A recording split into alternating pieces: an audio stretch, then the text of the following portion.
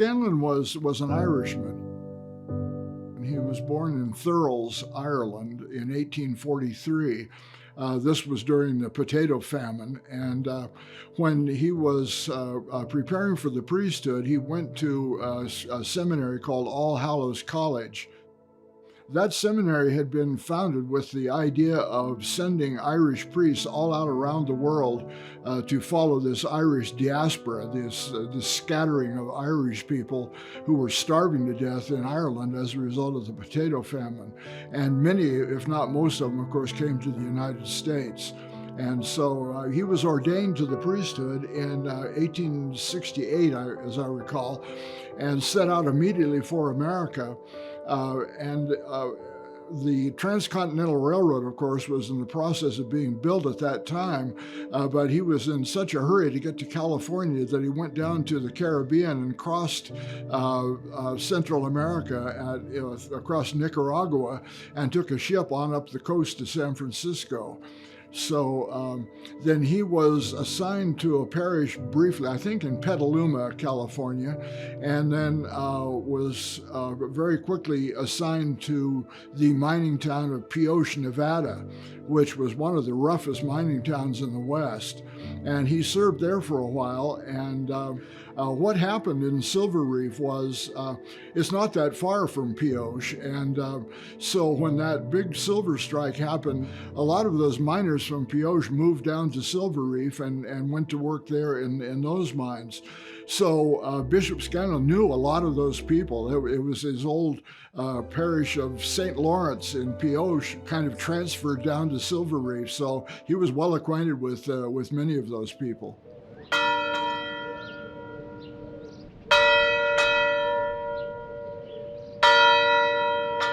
Why do you only preach of death?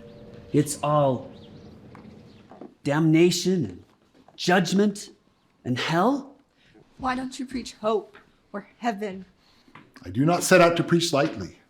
While I'm here, I'll preach Jesus Christ and Him crucified, and hope through His name, not mine.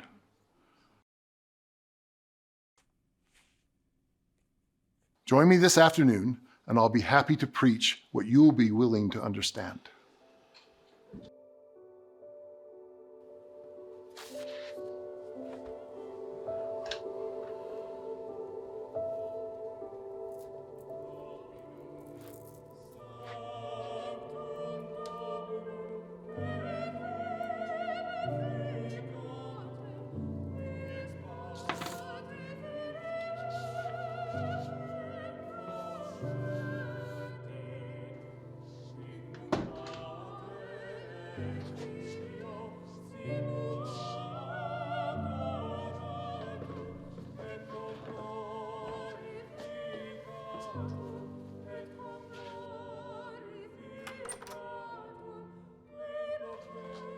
So, Father, you planning on preaching sometime today?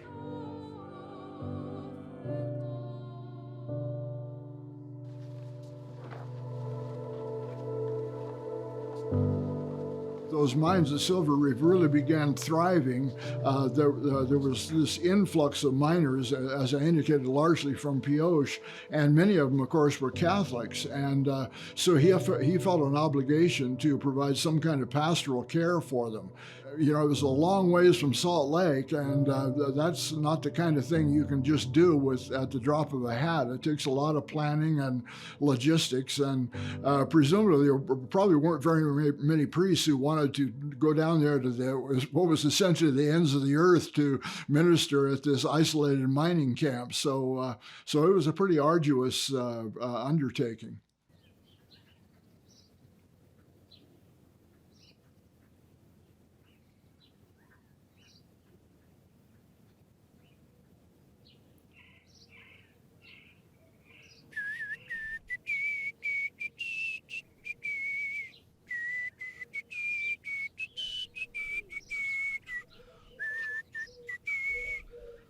Well, John Macfarlane, you would not call him an original pioneer out there farming.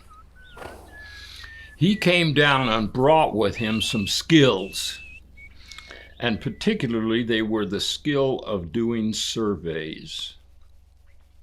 and the skill of music as a professional musician.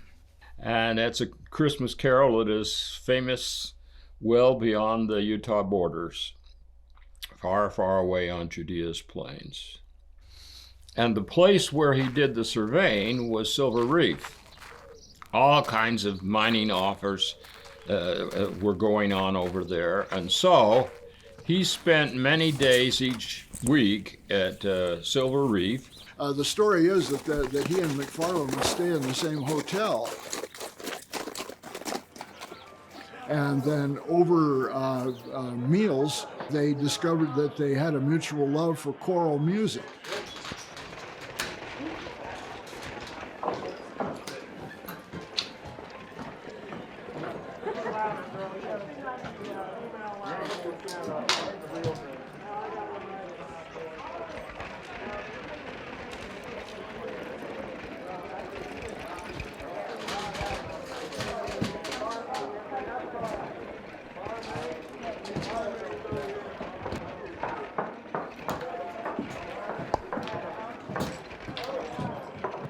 That your only book?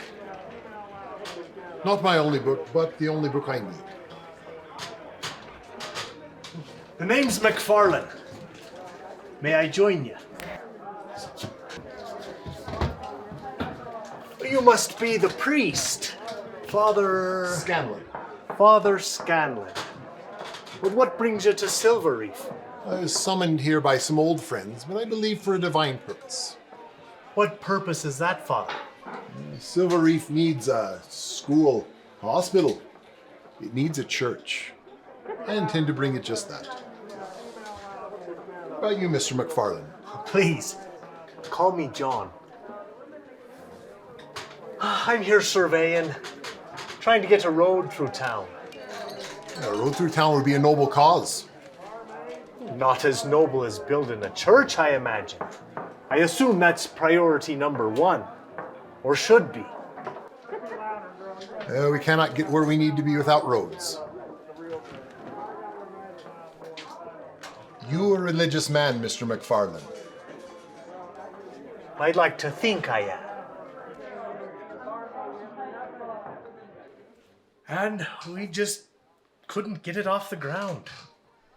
It became apparent that we didn't have the skilled labor, and there were certain complications. Father Scanlan was bemoaning the fact that they didn't have a venue large enough to hold a Catholic Mass. Their church was still under construction in Silver Reef. Well, I have neither a church nor a choir.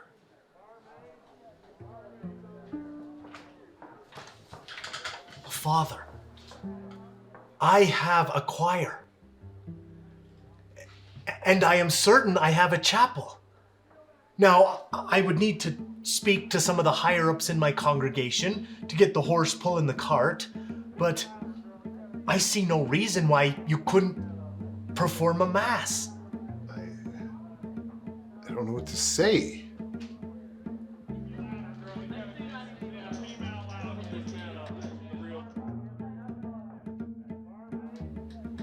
It'd be an incredible blessing for my congregation, but I can't ask. I'm offering.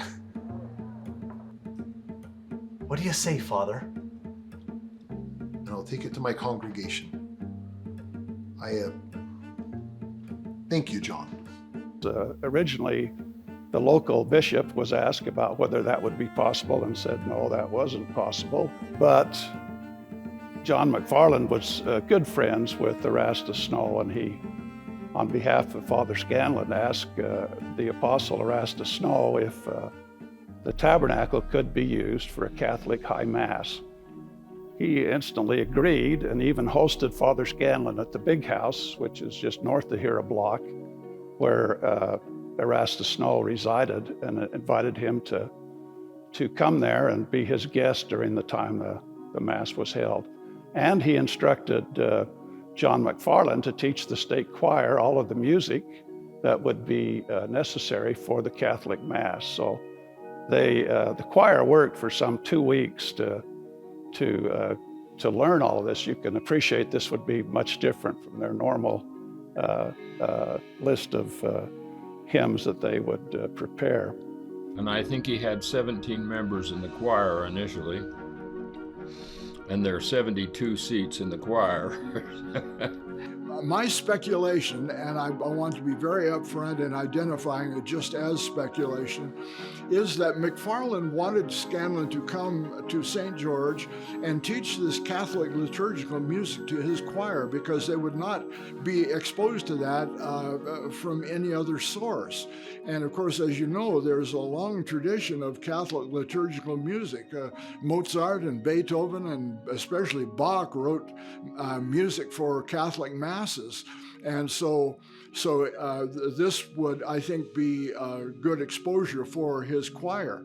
He pointed out what a fabulous experience this would be to have lots of St. George residents come and hear a Catholic Mass in Latin, and then have all these miners come down. The relationship of the miners to the people in St. George was not happy. And so this would be a plus. And so on May 25th, 1879, in this building, a beautiful Catholic Mass was held, and Father Scanlan was just so impressed and pleased.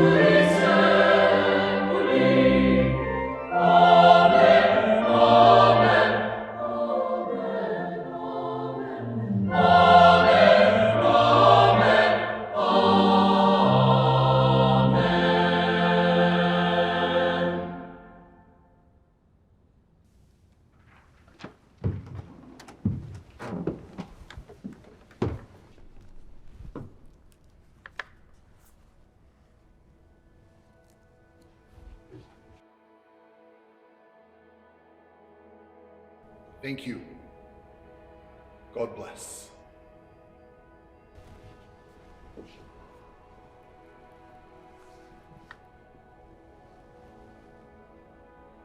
I think you're wrong, and you think I'm wrong. But this should not prevent us from treating each other with due consideration and respect.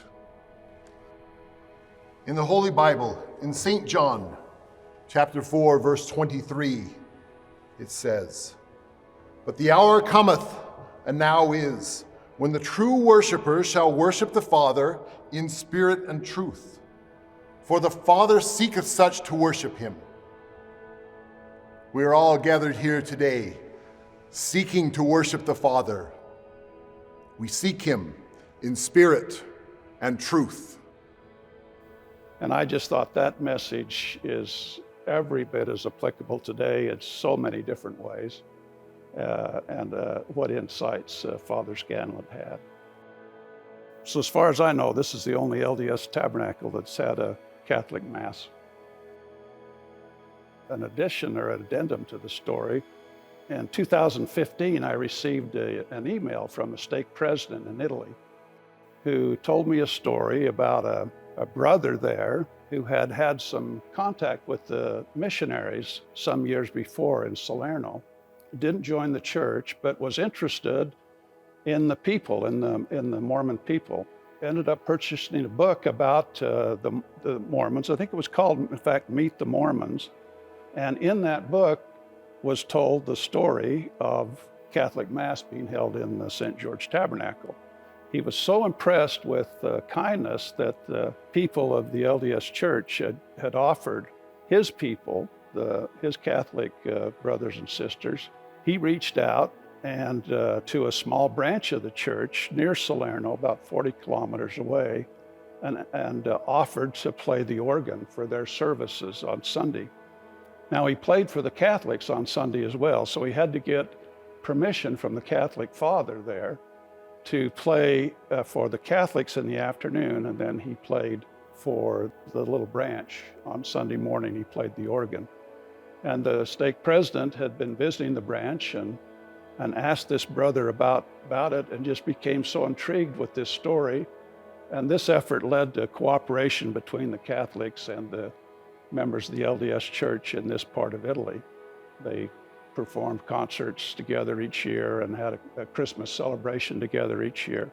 So there's a lot of good that came out of that. So it just seems to me 136 years later to see this kind of come around, and you kind of hear the rest of the story, just really intrigued me how acts of kindness, you just never know what ultimately results when you reach out and are kind to one another.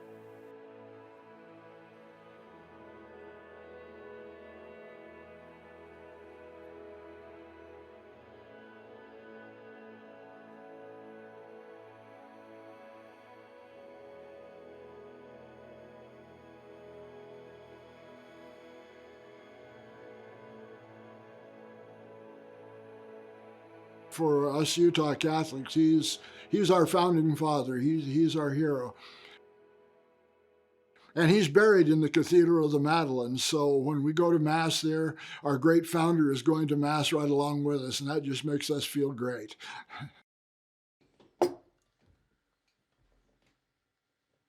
Meeting Lawrence Scanlan in this inn was most fortuitous.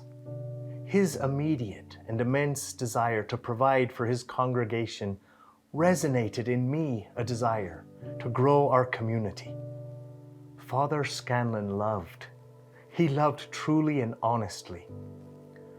There were many lessons to be learned from his sermons, but more lessons to be learned from his actions. Father Scanlan is most known for the Cathedral of the Madeleine, an impressive and complex cathedral built in the heart of Salt Lake City, Utah. Under his direction, the building took 9 years and was completed in 1909. Lawrence was my friend, my intellectual equal. Our conversations were filled with depth, and in all of our verbal transactions, it was increasingly evident that at the heart of our Mass at the St. George Tabernacle, at the heart of all of his dealings, he cared about people. He wanted to provide for people. Father Scanlan was a stalwart individual. His Mass at the Tabernacle was but a small deed among his many great achievements. And I, for one, am grateful I got to be a part of that small deed.